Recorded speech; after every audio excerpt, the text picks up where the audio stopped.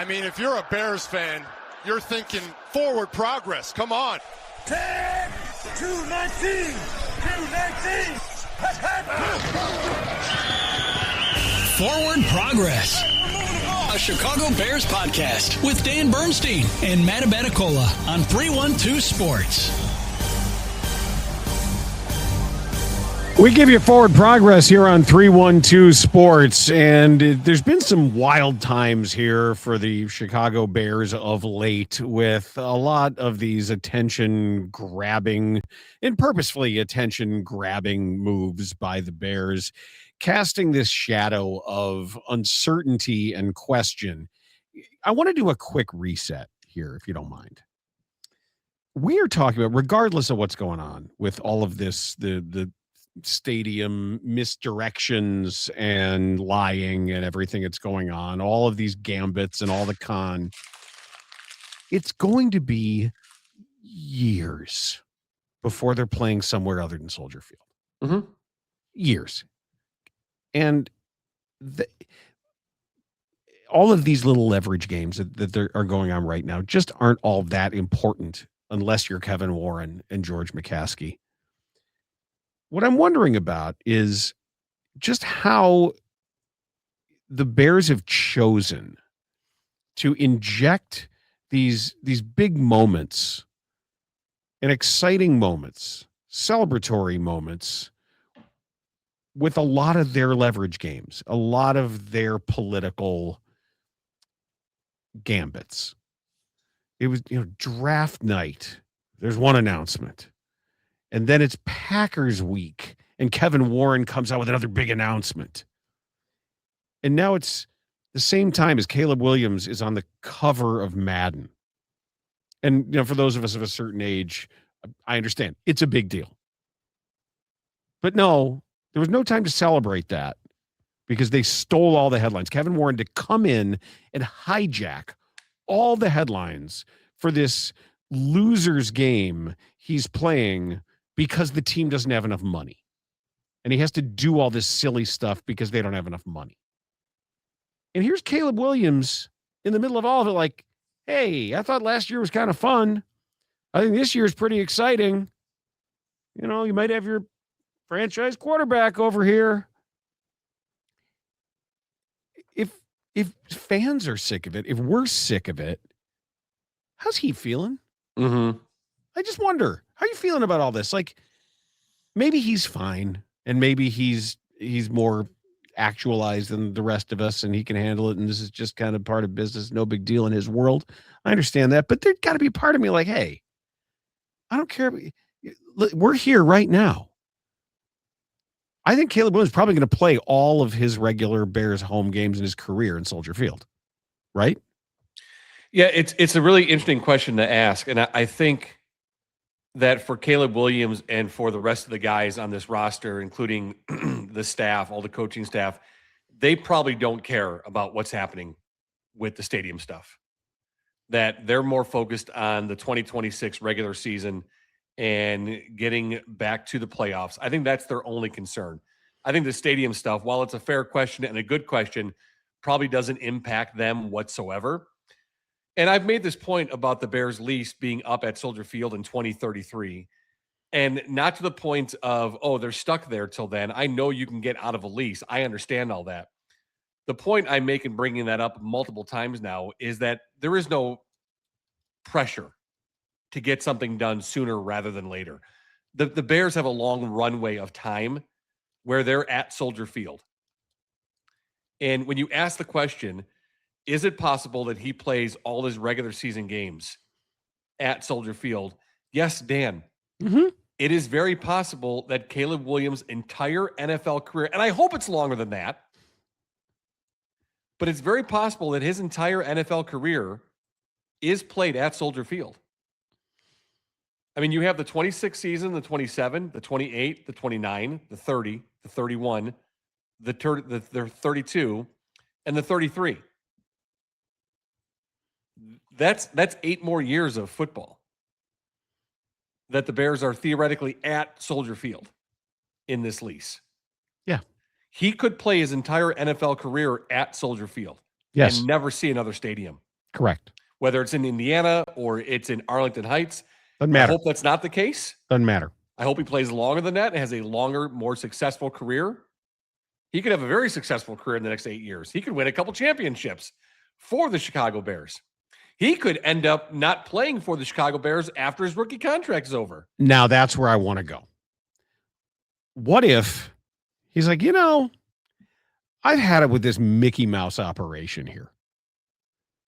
I've had it with whatever they have to do and play all of these silly games because they can't afford to build, because they don't know what they're doing. And they're dicking around with all this stuff because they are not in a position to go build a stadium or line up private financing and just go do what they want to do where they want to do it. They can't. And it makes them feel that their guy who they hired has to hijack all these moments for his own purposes, not Caleb Williams' purposes. That he's got to keep coming in there and taking the excitement away. And I get it. There are a lot of Bears fans who are expressing this sentiment of this is supposed to be fun. This is supposed to be, I've always said this. It's supposed to be the most fun when you know your team is getting good. The anticipation for this year is part of the fun. When you plan a vacation, knowing that it's going to be short, it's going to be a week or whatever it is, the anticipation is part of the fun. That's why always with our kids, if there was a present or there's something, hey, we're going to treat them to a trip or an overnight or something like that, I never wanted to spring it on them because I always wanted to give them the gift of the anticipation, the gift of getting excited about it, no matter what it is. It almost never lives up to it. But this is the fun. This is the visualization. This is part of the joy that Kevin Warren and the Bears are systematically sucking away. And trust me, I know a thing or two about sucking the joy out of joyful moments. Yes, you do. And I think it's wild to even have the question asked. Is it possible that Caleb Williams wouldn't be like, I just like, it's wild. It's wild. If Caleb Williams was like, you know what? I'm tired of dealing with this crap. Why do you think Myles Garrett is like, trade me to the Rams as soon as you can? People want to play for the Rams. That's big time. The way they do things is big time. Billionaires, multi-billionaires doing billionaire business. And this is still so rinky-dink. Right. It's so mom and pop. And we'll get into it more on a different episode about where my focus is laid in on the McCaskies, that the McCaskies have outplayed their welcome in today's NFL. It is no longer a millionaire's game, which they are.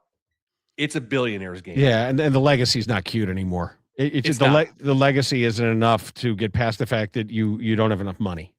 Well, Dan, I've always said that the legacy became uncute for me decades ago. It has. And with one failure after another of coaching hires and regimes and just like questioning general manager decisions, the fact that you look at the list of recent coaches brought through Hallis Hall, the legacy of the Bears and George Hallis, a founder of the NFL, that's become uncute decades ago.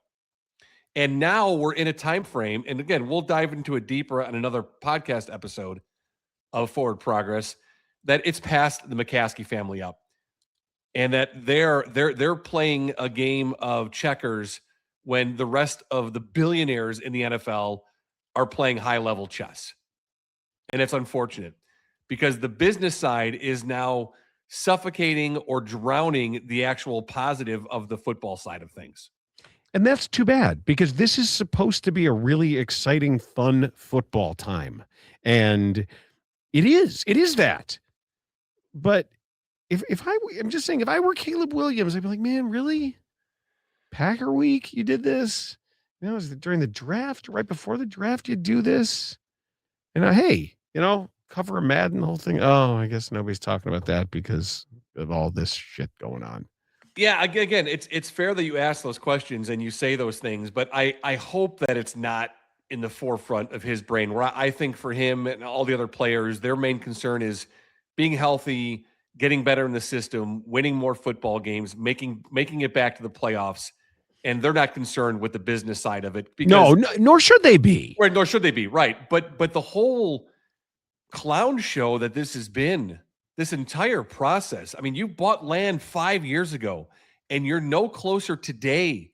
They're farther. Anywhere. They're farther away. They're farther away. And they still, like, there've been a lot of points made as we've been talking about this. And like I say, for me, the educational aspect, every time we talk about it, I get emails from someone who is an expert, whether it is somebody who's worked for the EPA or whether it is somebody who does bond work for one of these large projects, or somebody. There's a lot of people within the state government and beyond who I'm talking to. There are several who have raised this idea of the lack of actual on the ground work. Mm-hmm. Where are these where are the trucks? Where are the people who work for different parts of the government being involved, saying, oh yeah, I did the survey. I can tell you exactly what the Bears have done, and I can tell you exactly what sites they've looked at, because we've had to pull all these documents. That stuff isn't kept secret. When there is a massive project the size of building an NFL stadium, they're not keeping it secret. Right. I mean, there's permitting. Right. And also there are some outside firms that are involved in the work to say, yeah, we've done this already for the Bears and the McCaskies, and Kevin Warren and I, we've been in constant contact, and here's what we've done. But there's none of that happening. No, where are the contractors? Like I say, where are the pictures? Where is the work? Where is this all being done? Everything they say is being done, and all this due diligence. Where's the evidence of actual due diligence? We'd see it, and it's not there. So I don't want to get derailed in familiar territory here, but at some point, it may not be now, but at some point, when Caleb Williams has to decide, all right, I'm a $500 million corporation, or whatever his valuation would be for career earnings on the field and off the field, maybe $1 billion. If he sat down, if he went into Goldman right now and sat down and said, all right, do a valuation for me about what my actual value is of my brand and my ability. And they would tell you, maybe it's $1 billion. I don't know what it is. Are you better off affiliated with the Bears? Or are you better off using the rest of your rookie contract, break all the Bears records, get your 4,000-yard season, get your 30 touchdowns, do whatever you can do, and then be like, I got nothing left to prove here. I got to move to a team that knows how to do football business better. It's better for me. And could you begrudge him? No. There isn't a single person that can look at Caleb Williams and say, what are you doing, traitor? You got to think clearly and head over heart when it comes to with whom you're surrounding yourself and what the best incubator is going to be for you as a player, for you to maximize who you are and what you do as a player. And maybe he says, wherever Ben Johnson is, Ben Johnson is going to get me that ring, and that's what matters. Make me the best football player I can possibly be. And that's fine too. And that's okay. And that's cool. All I'm saying is if he's gotten a little sick, like, why is everything a something? Why can't I just have a moment here where it's not this guy coming in his orange tie, pushing everybody aside to stand in the middle of the locker room after the game? Get the fuck out of there. And that's going to piss me off more this year than it did last year. Because it was bad enough last year. Right. Now? Yeah, I'm not sure it can piss me off anymore. I mean, and what really the final thing for me, Dan, is just seeing him in the draft room, getting the phone to talk to draft picks after the general manager, after the head coach, while all of this bullshit is still taking place. That's what frustrates me about it. You're here. You were brought in to do a job of build a brand new stadium. You don't need to be in the locker room. You don't need to be on video celebrating a victory. You don't need to be in the draft room talking to brand new draft picks when your job is not done. If they don't know who you are and they don't care. You know, I looked at just two of the more recent projects. The Titans' new stadium, they're playing their final year in their current home this year. The project will be done February of 27. So they'll play in their new stadium starting next season. 3 years, start to finish. SoFi Stadium was a 45-month process. So let's say somewhere between 3 and 3.5 years. Yeah, but SoFi is all privately financed. I know, Dan, but let's just say for a timeline, 3 to 3.5 years. I'll even go on the lower end and say 3 years, start to finish for a new Bear Stadium. Okay. That is after a site is selected and all the work that needs to go into that before building even starts is completed. And how long are you talking there? That. Another 6 months? Another At year? least. Another 18 months? At least. So let's be conservative and say a year. So let's add a year on to that 3 years of project building start to finish. Okay. That's 4 years away. Once the site is selected, the deal is done. You're still 4 years away. How far are we away from getting that to that point in the project? Are we 5 years away from the Bears even walking into a new stadium? Are we 6 years away? And think how much tax they're going to pay on the land in Arlington Heights. Like this is, it is, you could not have done this worse if you drew it up and saying, how could we fumble this completely? How can we make this most difficult and most expensive for us? And Kevin Warren says, I have a plan. You know what I thought of the analogy over the weekend, Dan? The game Chutes and Ladders, which I know you and I both played with kids as they were better than younger. Candyland. Better than Candyland. And I way think better than Candyland. If you're familiar with Chutes and Ladders, if you're not, go ahead and look it up. A kid's board game.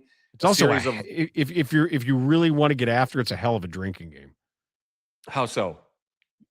There's all kinds of rules you can put in there depending on the distance of the shoot, or whether or not if you get a ladder, your opponent gets punished or not. There's all kinds of ways you can do it. But so you playing this with adult friends or your kids in the drinking aspect of it? My cousin and I did it. It was sitting around, and we decided that we were just going to get a case of beer. Did. Of course, you and your cousin did. That's yeah. Like, so I picture the Chutes and Ladders game with George and Kevin at the bottom looking up at the goal, and the goal being a brand new stadium somewhere, right? Mm-hmm. And they're walking along, and Kevin's like, "Follow me, I'll get you there." And they climb some ladders, they climb some levels, and then there's a slide up ahead. And Kevin says, "George, you go ahead and go in front of me, George." And George gets to the slide, and Kevin pushes him down the slide. And then Kevin jumps down the slide, lands on top of George a couple levels down. They stand up and they dust themselves off, and George says, "Whoa, what happened?" And Kevin goes, "I don't know. But follow me, George. I'll get you to the goal." Keep following. Is it that goal? No. Hey, George, we've made it. Where are we? Indiana Fart Swamp. Yes. This is our goal. But then yes. George follows Kevin again, and they climb a couple ladders, they climb a couple levels, and there's a slide, and Kevin says, "George, you go ahead of me." And then when he gets to the slide, Kevin pushes George down the slide again. He jumps down the slide and then lands on top of George. They're a couple levels down on the board, and George says, "What happened?" Are we Kevin there? Says, "I don't know what happened, but follow me, George. I'll take you to the promised land." Keep following. It's non-linear. It's a non-linear. Just keep following me. I'll get you there. But it smells like a swamp. Don't worry about that. Don't worry about that. We'll be okay. Everything will be fine. So all of this happens, Dan, and then the board, the 7 members, the 6 McCaskey people, that's Pat the best Ryan, part of this. and they have a vote, and they decide on this vote. Yeah, they decide on this vote that the board has decided we're gonna shift our focus to Indiana. The esteemed board. Is everybody named McCaskey? Yes, except for Kevin Warren and Pat Ryan. Oh, okay. Is Pat Ryan here? Does he do anything? Is he compos mentis? I don't know. Andy McKenna's gone. Well, I know that Pat Ryan is privately funded the new Northwestern football stadium, who his son, Pat Jr., is running the entire project. I know it's a lot less than what they're paying for an NFL stadium, but they're getting a project done in the city because they have the funds to do it. Yeah. And the McCaskies are millionaires playing a billionaire's game, and they can't keep up.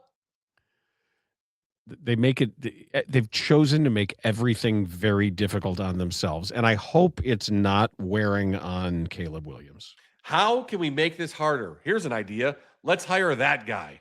Mm-hmm. What did he do for the Minnesota stadium? Well, nothing. He was out in front of the cameras. What did he do behind the scenes? Nothing. Oh, what did he do at the Big Ten? Oh, well, here we can tell you what he did at the Big Ten. Yeah, he sold things that weren't his to sell. And then they had to unwind everything and do a lot of make goods and figure out exactly what happened after he left. All right, well, come on. Let's hire this guy. This sounds like a great guy to hire to build our stadium. Let's go. Because we bought this land 5 years ago, and he's been here 3 years. How much closer are we? Oh, you're actually further away. Congratulations. I have some football notes, though, that are as important as anything else. Did you happen to see, and please don't make me justify this. Okay. But I'm going to. I was watching the United Football League last night. Oh, no, I was watching the St. Louis game yesterday. I was watching the Battlehawks against the Louisville Whiskies. Yeah, I was doing meal prep, and I was watching the game as well. Okay, hold on. What's the Louisville team? The BattleBots or the Battle I couldn't tell you. Kings. Louisville Battle Kings. Kings? No, I don't think it's mandatory that every team has battle. Okay. Yeah, the Louisville Kings beat the St. Louis Battlehawks 29-20 in the conference final. Yes, I was watching that game as well, so don't the justify anything. That's how desperate I was to watch something yesterday. It is. It's rough. I will tell you this. The quality of the football, rough. It is a little bit, yes. And that St. Louis quarterback who weighs like 20 pounds and he has the most uninspiring cadence. He just walks up. He's like, hut.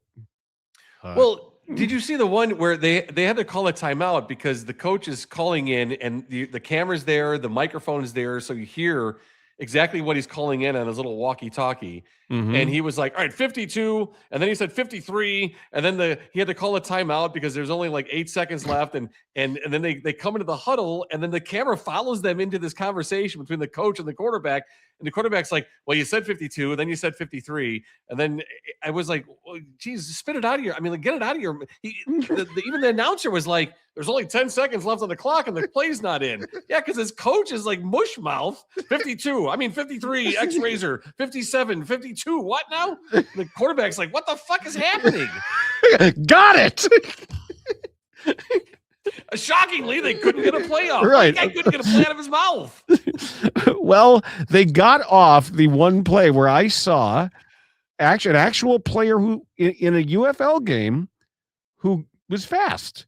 And he got to the corner, and there was a terrific crackback block by the wide receiver, blasting the safety in the shoulder. And then the corner takes a shallow angle. And who is it that breaks out, gets the corner, and races to the end zone for a 51-yard touchdown scamper? But Ian Wheeler. Yes, sir. And I said, I know that guy. Yes, you do. As I've been sitting here, I was taking in a little bit of football here ahead of the Cubs. Well, what happened was the DirecTV guide said the Cubs were on at 7, and I go there, and it's NBC celebrating Nelly Corda winning the LPGA Women's U.S. Open, and I'm like, well, this isn't the Cubs game. I said, I then the same thing. Yeah. So then I found the other game, and I say Ian Wheeler, like that's Dr. Wheeler. That was the guy from the Hard Knocks year of the Bears who had a good shot at making the team and then blew out his knee in the last exhibition game. Yep. And there he was. I liked him in that preseason. Yes. Thought he had some potential and some ability to maybe crack the roster. But Dr. Wheeler. And you wonder why the good doctor would want to subject his brain to this. But, I enjoyed watching him run. And then unfortunately the knee injury. But yeah, that's him with a long touchdown run yesterday in the UFL. And of course, I'm waiting a second. It's the St. Louis Battlehawks. So I'm texting Ranji because after I was watching for a while, I'm like, do you actually have to watch these games? Yeah, because I think they do stuff with Ricky Prohl, don't they? Yeah, I know. But I'm wondering, like, do you have to watch a whole UFL game?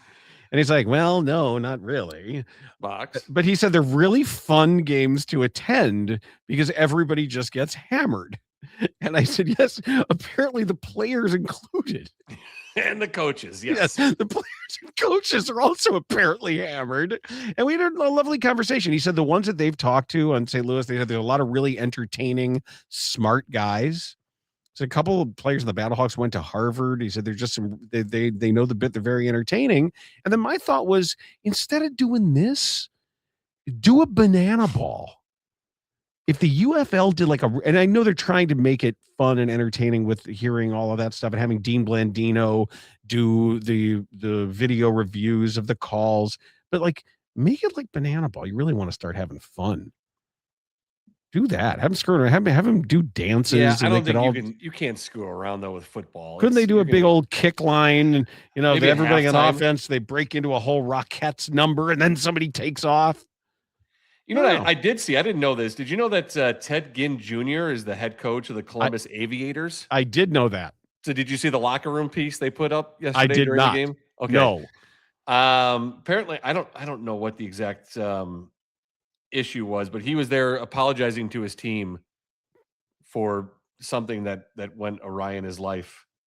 I didn't know that he was the head coach of a UFL football team. Yeah, but why was he apologizing now? Let's see. What did he Something do? else happened? What do you mean? There was some issue there, I thought. If you remember, Ted Ginn was a Bear. Yes. Okay. So DWI in April of this year. Okay. So that's what he was apologizing to his team for, him being a distraction. Okay. So he's apologizing for being a distraction, not for his bad judgment and law breaking. It was just being a distraction. Well, to the team, because I mean his bad decision making and law breaking doesn't impact their lives, but being it might if they're out walking around while he's driving. Okay. He's running down his own player.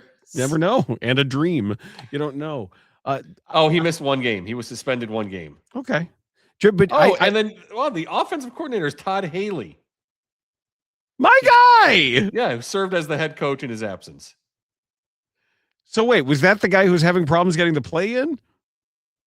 No, different team. Different team. Yeah, Todd Haley. The Columbus Aviators. Do you remember the Hard Knocks when they were talking about Carl Nassib?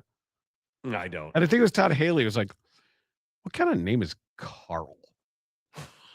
Okay, and then right. And then he says something like, especially as a baby name. Like, who looks at a baby and says that baby is named Carl? Well, it's actually a good point. Right. It is a bad baby name. It is a bad baby name. Yeah. How's Carl? Oh, he's spitting up again. Did I realize he was a shitty diaper? It was Carl. Carl. What kind of name is that? That's funny. And that's everybody thought Kyle Hendricks' name was too. His nickname was apparently Carl. Because everybody called him that. I don't know. They couldn't say Kyle? Yeah, but Todd Haley, one of the few NFL head coaches who did not play football. I remember that too. He was a golf coach for a long time. It was a golfer and a golf coach. Well, there are a lot of very successful head coaches in the NFL that never played in the NFL. That's very true, of course. I don't know how that's possible. They don't have the wisdom of being hit in the head multiple times. That's why they're a good coach, because their brain's okay. Right. They have enough brain. Not pulling the pants down in the locker room. And apparently not that one coach. Run 52. I mean 53. Forget it. Oh, I was listening to get the play in. He said it's two different ways. He was like 53 razor, 52 razor. I'm like, well, no wonder this guy can't get Which a play one? In. Right. Which is it? Stop talking. Tell me the play, dumbass. We don't even have a 52 razor. The Bears also have apparently reintroduced Kiran Amagaje to the left tackle battle, if you want to call it that. Reintroduce him to football, right? Because I guess that Braxton Jones and Kiran Amagaje were sharing reps with the ones. Okay. Theo Benedict is now working at right tackle. And when Ben Johnson was asked about Braxton Jones, he says, different circumstances this year. Jones has come back. His comfort level has risen. Knowing what to do, how we want to get it done. It's the best his body has felt in a while. We're really encouraged with where he's at right now. And their free agent signing, Jedrick Wills Jr., the one-time first-round pick, was at practice not participating in team drills. Yeah, I kind of think that he's done. That's a done deal. Not surprised that Theo Benedict is moving over to the right side, because you certainly couldn't have him participate on the left side of things if he wasn't good enough to play last year in a playoff game. You had to move your left guard over and bring Correct. a guy in that no one knew to play left guard. And you That also was knew Jordan McFadden, correct? Jordan McFadden, that they talked about Braxton Jones and getting better in the weight room and stronger on his bottom half. The same with Kieran Amagaji, who was a draft pick of Ryan Poles. So, yeah, I mean, I'm not surprised to hear that that's how that battle is looking right now. But it needs to not be a battle a few weeks from now. It needs to be. We said this last year, right? You it's need to have a exactly, decision. Figure it out and make your call. When camp opens, here, this is our left tackle. He's our left tackle. He's the backup left tackle. This is our right tackle that we know. He's the backup right tackle. That's how camp starts. And the Jedrick Will, I don't know if they thought he was going to need more recovery time or if they thought he would be ready to compete at this point with whatever is left of him. But we always say when we bring him up that contract is got that it's loaded up with injury outs. They're on the hook for nothing. Yeah, no, that's a former first round pick flyer, and I got no issue with that. And then if it's not there, then it's not there. And it appears to be that that's the direction that's headed. I think so, because you'd want to be evaluating him, and you can't evaluate anything right now if he can't even play when they're doing non-contact drills. But that's where that stands, and we'll keep an eye on it. I'm just put that in the back of your head about how Caleb Williams feels about so many of what should be exciting feel-good moments becoming Kevin Warren political football moments instead. And after a while, it's just like, you know what, I don't need to be a part of this. I can go. It's going to be better for my brand and better for my business to be somewhere else. Yeah, I mean, you're not wrong in stating that. I hope that's not the case. I hope those thoughts haven't even gone through haven't crossed his mind at all, and that he's just focused on football and winning games. And I'm sure that's the case. But it's fair to ask, because he is a brand, and he's more than just the starting quarterback in the NFL. He is a brand, and if the business side of your things hurts his brand, it's a fair question to ask. Especially because he knows he's a brand, and what he's done with the whole Iceman thing is an indication of his concern and his awareness about future earnings and about maximizing some of these opportunities financially and professionally on the field and off the field. Is this the best organization for him? It's something that he'll be evaluating until he signs that next deal. Massive next deal. Oh, yeah, it's going to be big. It's going to be real big. It's going to be real big. I think the Bears have enough money to pay that, actually. I think, depending on what they've spent on interest at Arlington Heights and for bricks and mortar and metal and what everything cost to build a stadium, and that was twice as much. Yeah, bricks and mortar, the next two guys that'll come in and run. That when they're done with the Jets. Forward Progress, which we award you here on 312 Sports. Forward Progress has stopped. 10, 219, 219. Forward Progress, a Chicago Bears podcast with Dan Bernstein and Matt Abbatacola on 312 Sports.